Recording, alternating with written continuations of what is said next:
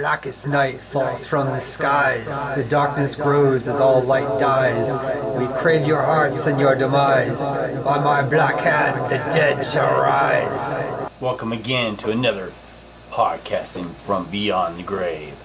And here today we got a bunch of DC Multiverse. What do we got here, Brad? We have DC Multiverse from beyond the grave, resurrected by the Black Lantern Corps. Or at least 3 representatives of the Black Lantern Corps. We have Black Lantern, Superman, Deathstorm, and Batman. And then from the Green Lantern Corps we have Kyle Rayner. And once we get all these guys open up, you're going to see a build-a-figure Red Lantern Atrocitus. He has bat ears. Is he Batman? He's Barbatos. Yes, that would be Batman. But not really. Alright, what are we going to open first? Well, they're all numbered. I say we go 1, 2, 3, 4. So number 1 is the Batman. The Batman.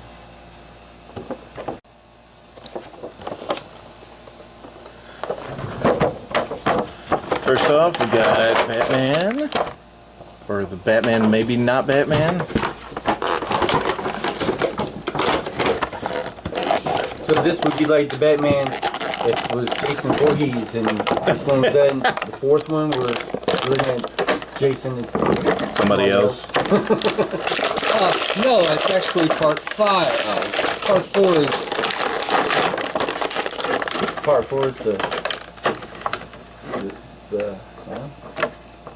Part 4 was the final chapter, which didn't turn out to be the final chapter. Is that like the last tour? Like Kiss last tour? That's again and again and again. Ozzy Osbourne said no more tours in 1992, and So did Motley Crue. here it is 2022. Well, I guess Motley Crue did the same thing. Yeah, we wanted to see Motley Crue's last one, but I think that's why we thought we better go see him before we see him no more. Alright. Good lord.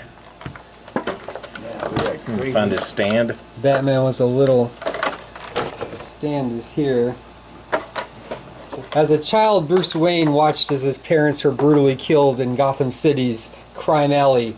Traumatized by their deaths, he devoted his life to becoming the world's greatest weapon against crime, the Batman.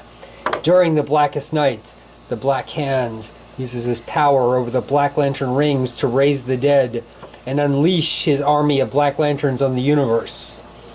Among those resurrected is Bruce Wayne, aka Batman, who has recently been slain by Darkseid. Except I don't think it's accurate, because Darkseid displaced Bruce in time, but that's what the little card bio says. Well, maybe they didn't want to give you spoilers in case you didn't know. That is true. So let's get him on a stand here. It's a little hard to stand up. He's pretty cool looking. That's a gruesome face. The light. Cause this is Batman. Are you trying to show off your tattoo? It looks the same. My new Batman looks a lot like this. Vampire Batman. Oh, Vampire Batman, yes. And this is Dead Batman. Undead Black Lantern Batman. Do we have our piece of our Red Lantern out yet? Oh, that's creepy looking. No, I think we're going to wait. Oh, there you go. Hey, there you go. Oh, look at that face. That's cool. That's pretty scary.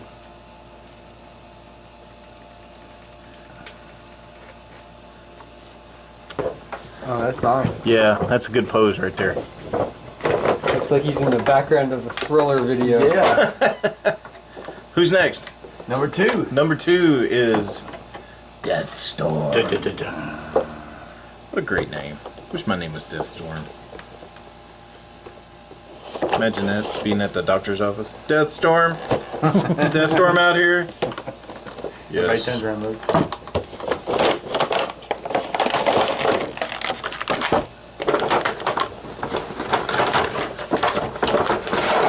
So Deathstorm here. Got some flames on his head. Oh yeah.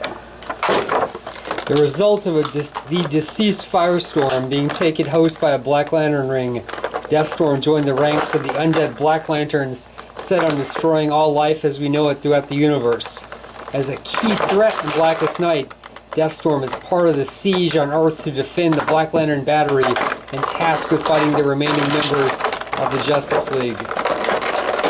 Which there weren't many left. There was Hal Jordan, there was Barry, there was the Flash, the Green Lantern, a couple others, but most of them, a lot of them were wiped out. This one, Hawkman and Hawkgirl, the Elongated Man. There you go. He comes with a lantern too, looks like. So let's take a look at He gets a lantern? Deathstorm. No, that's his lantern. Analysis. So yeah. this guy's got a super cool.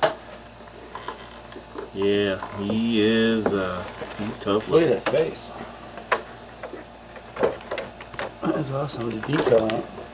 Now I would really like to see the Hawkman Black Lantern. Ooh. A lot of feathers.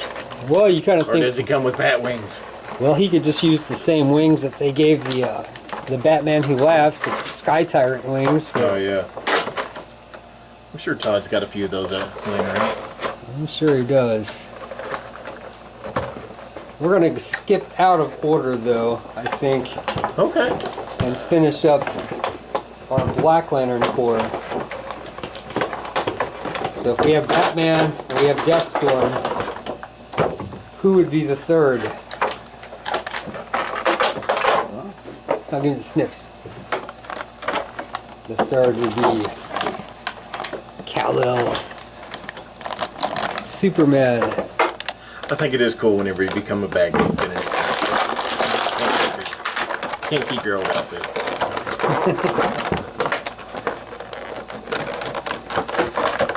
Well, when you climb out of the grave, Oh, the cape's cool. instead of podcasting in it. Here, give him a hand real fast one. Looks like he's got the side-to-side tilt there. That's a really cool feature there. You give him that all crazy look. Puma.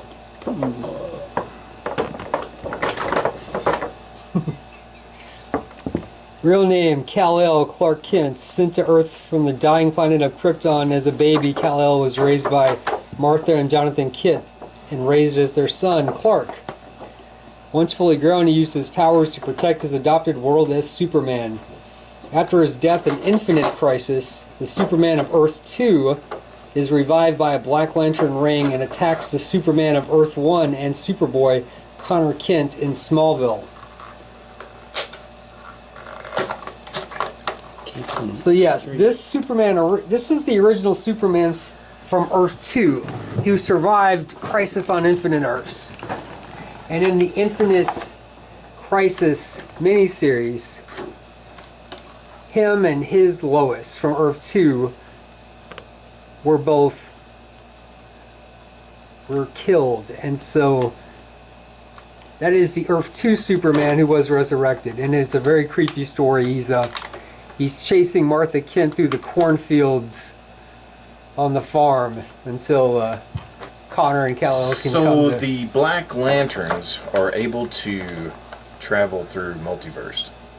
No, this particular Superman was one of the one of a handful of survivors from Earth 2. So, and since he was killed, he was just resurrected on our Earth. But the Black Lanterns, they do possess all the memories of their former selves, so they're able to Go chase your mother through a cornfield. chase your mother through a cornfield and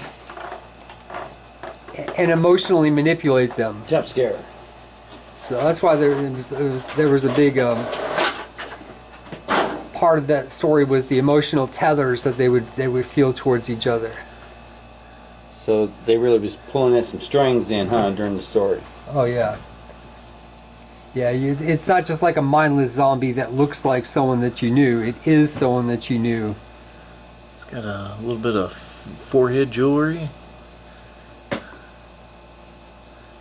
That's pretty neat. That Big face. silver unibrow. Yeah, the face has got some nice paint on it. I'm still not super crazy on that logo on his chest. It just looks so rough. The cape is cool. I like. Wow. Yeah. Cape is cool. Yep. So all these people get Black Lantern rings, and they look like they're part of Kiss. I'm sorry. These are cool figures, but they do have silver boots, though, except for Batman. Yeah, that's good. They look like they'd be a little more fearsome than Kiss have been in a couple of years. Yeah, that looks really good. I love the translucent and the flame. Looks like part of his costume is made out of volcanic rock. Yeah, for the ones that's not so scary looking. So we've had our 3 Black Lanterns. So after all these bad guys, we had to have one ray of light. In brightest day, in blackest night, no evil shall escape my sight. Let those who worship evil's might beware my power. Green Lantern's light. And this Green Lantern is Kyle Rayner, who took over after the Parallax storyline, if I'm not mistaken. After Hal Jordan succumbs to the influence of Parallax and the Green Lantern Corps crumbles, the Guardian Ganthet travels to Earth and bestows the final Green Lantern power ring to artist Kyle Rayner, then protecting just Earth in Space Sector 2814. It's now Kyle's responsibility to guard the entire universe as the sole Green Lantern until the Guardians and the Corps return. During the Blackest Night, an army of Black Lanterns attacked the Guardians' homeworld of Oa, where many of the Green Lanterns also reside, including Kyle Rayner. Looking to defend the planet, Kyle flies into action with the other Lanterns by his side.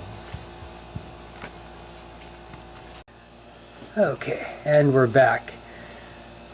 The main reason that I had to get this set, this whole Build-to-Figure set, was this guy here, Atrocitus, the leader of the Red Lantern Corps. One of my favorite figures from the comics. He has the best oath too, with blood and rage crimson red, ripped from a corpse so freshly dead. Together with our hellish fate, hates will burn you all. This is your fate. So yeah, take that. Any other oath that is far better. So Atrocitus here, like I said, was one of the fan favorites from the Blackest Night series. I think him and Larfleeze, the Orange Lantern. So we hope that we get him at some point. But, you know, he's a little bigger than all the others. Yep. He looks great. But this whole set is awesome looking. Yeah, I mean, yeah, it is. To have all these is awesome though. And yes, he's huge. So I would say this is definitely accurate to what he would be in the books compared to these guys, huh? Yeah, well, Atrocitus, he's kind of a complex guy. When the Manhunters rampage through his home space sector, 666, Atros is one of only 5 beings in the entire sector to escape death, having been forced to witness his own wife and daughters killed by the rampaging robots, and then renaming himself Atrocitus. He and the other survivors formed a terrorist cabal known as the 5 Inversions, bent on the destruction of the Guardians of the Universe. Kyle Rayner figure looks really good. Now Kyle Rayner, Isn't like some people like him and some people don't? I liked his run on Green Lantern. I have a lot of those issues. He's got one of the, for nothing else you could say, one of the most brutal deaths in DC history. Oh, really? That, Kyle finds his girlfriend in the refrigerator. Okay. There's a villain named Major Force who... it sounds very familiar. yes, it's a... I stab at thee. I mean, between, Hal Jordan, the original, and then Guy Gardner, And then I want to say that Kyle was probably the third Yeah. main Green Lantern to have his own book. So we've had a few more over the years. But It's really interesting to not only enjoy a storyline, now you can collect that storyline, and then you can collect a physical version of that storyline with a good representation of the artist that worked on this series. I think that's really interesting. yeah, in this series with Jeff Johns, Yeah. Ethan Van Sciver designed a lot of these guys. Yeah. Yes, when you have a good action figure that represents the characters in Yeah. the story that you like, Yeah. it brings that much more pride, Yeah. I think, in your collection, you know. Mhm. When they make a nice one that represents it awesomely. Yeah, and DC Direct originally did a line of these, Yes. and I had most of them. And, you know, they took up a lot of space after all the years, so I did sell them off. And I was kind of kicking myself for that at some point, but this made up for it, because this Atrocitus here is more, he's cooler than the original one that they made for DC Direct. So I'm really hoping in this line that he does another wave of these, especially with Larfleeze, the Orange Lantern, maybe Sinestro, Yellow Lantern, Sinestro, maybe John Stewart and Green Lantern. Well, we already have two of him, so he probably wouldn't do another. But Saint Walker from the Blue Lanterns, and of course another dead guy, so you get all kinds of heroes or villains reanimated. Necron, the leader of the Black Lanterns, he's out as a mega figure, so I'm going to be picking him up as soon as I can find one. I'll find him on the shelf somewhere eventually. But yeah, this is a rare time I pre-ordered an entire set, so I wouldn't miss any of them. The Build-A-Figure seemed to go well together. I know that in the past there's been some issues with some of the Build-A-Figures. I think everybody complained highly about the Bane figure. But he went together really well. I would worry about the legs over time, but I mean, if you're just putting them up to display, you should be perfectly fine. But I mean, it's just it's a really good, healthy looking action figure. Yeah, he's super impressive. All of them are in this particular line. I like them a lot. Superman's definitely the weak point Yeah. to me. Even though in the comic the character is just chilling, he's really awesome. Kyle Rayner, if you like Kyle Rayner, Yes. which I do, I'm a fan, so I would have bought him. If you're not, you're probably okay with passing up on him. Well, I mean, if you were a Green Lantern fan, you might put that in your collection Yeah. of Green Lanterns. Eventually, you'll have a decent run. Well, let's say you're just a fan of cool looking figures. Yeah, but Deathstorm and Batman, whether you know Yeah. anything about the storyline, you those could put two, them out for Halloween. you could. Halloween decorations. And Atrocitus is awesome, but you do have to buy all four of them to get him. Yeah. But from what I've seen often, even loose, sometimes these Build-A-Figures Go for money. go for quite a bit. Yep. Once you have them now, then again, there's sets like the Bane we were talking about last night on Earth. Seems like it's cheaper. They get marked down. Yeah. And I think that Endless Winter Wave is going to end up the same. Yeah, because it was build a Frost Giant or something. The Frost King or some Yeah. character. I don't think Yeah. that storyline was all that popular. All right. This has been fun. I like this one. Yeah. Yes, and we're glad we built Atrocitus off camera, because he did take a he took a little bit of patience. Several dropping of parts and trying to figure out where they went to. But really, he did go together pretty easy. He was just getting them Yeah. to go together. Fantastic. All right. Thank you, everyone, for watching. We'll see you soon. Like and subscribe.